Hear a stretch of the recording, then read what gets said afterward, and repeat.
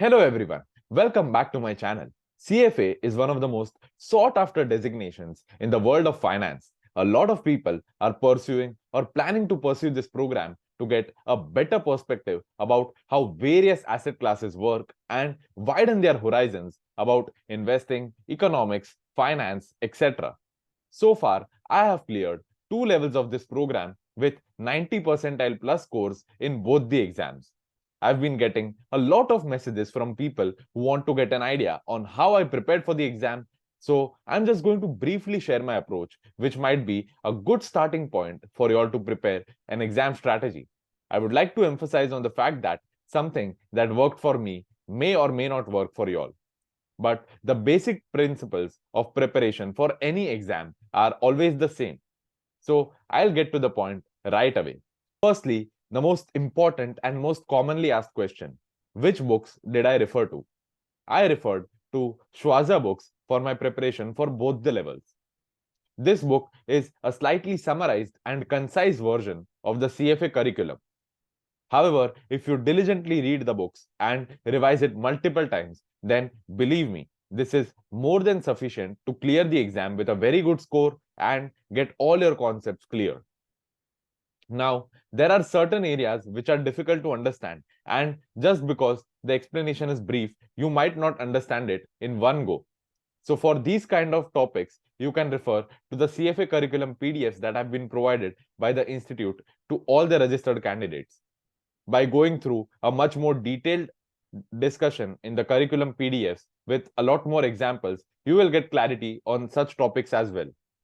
So all in all, Schweser books are more than enough to prepare for the exam, and you could refer to CFA curriculum PDFs for concepts which are difficult and you want a better idea about. Now, when it comes to lectures, I did self-study for most of the subjects. For more technical ones like fixed income, quants, portfolio management, where my understanding was limited, I used Schweser's lectures or free material available on YouTube or the internet.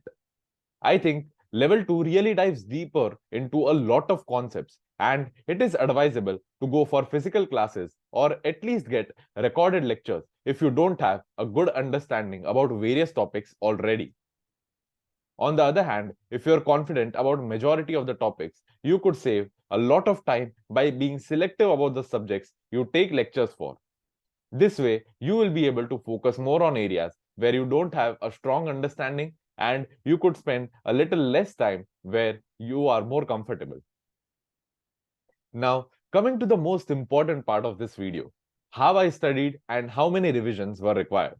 So, I bifurcated the syllabus into two sections for my first read. The first one being subjects that I felt required a lot of concentration and handwritten notes in my textbooks like fixed income, portfolio management, quants, etc.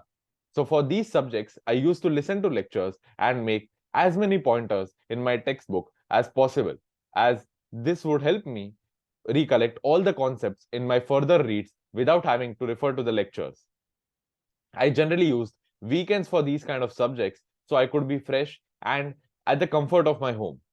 For the second category of subjects, which I found relatively easy and could afford to not make a lot of notes in my textbook, like equity, financial statement analysis, alternative investments, corporate issuers, I preferred to study while traveling for work on weekdays.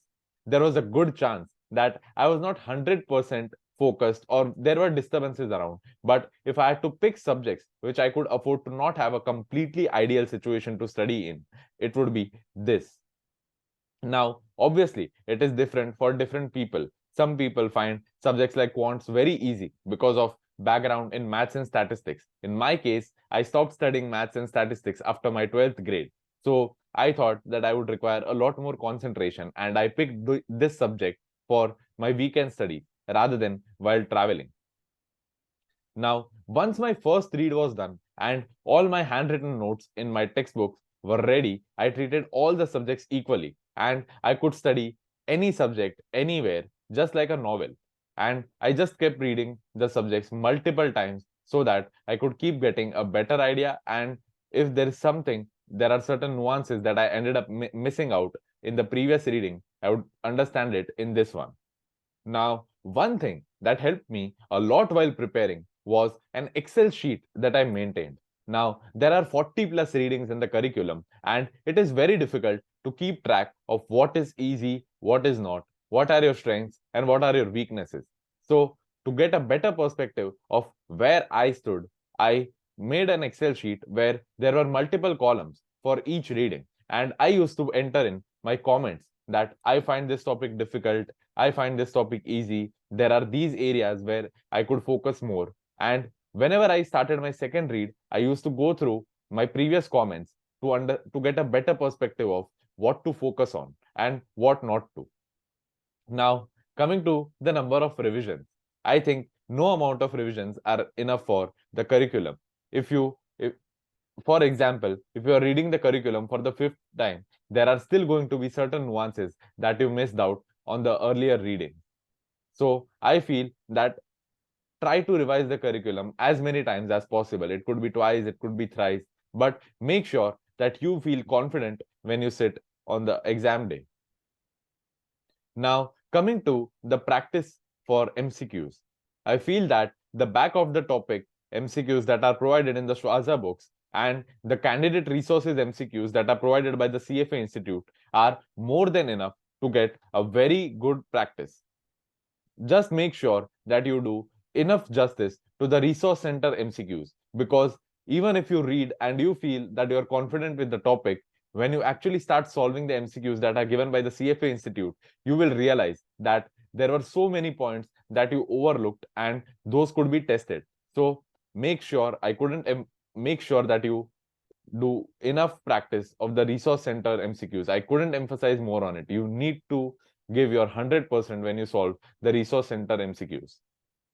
And lastly, mock tests. So I wrote 2 mock tests which were available on the institute website. I scored well on those tests and I decided to not write any more of them. I think everyone should at least attempt the CFA website tests to get ready for the exam.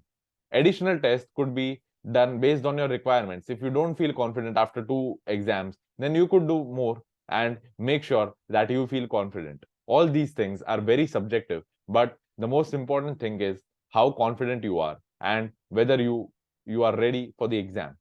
So this was broadly how I prepared for the exam. Let me know in the comment section if I missed out on anything that you wanted to know about. I will be glad to help you out. You can connect with me on social media. I've put the links in the description box. If you like this video, please give it a thumbs up and subscribe to HJ Invests for amazing content on finance, investing, career guidance, and a lot more.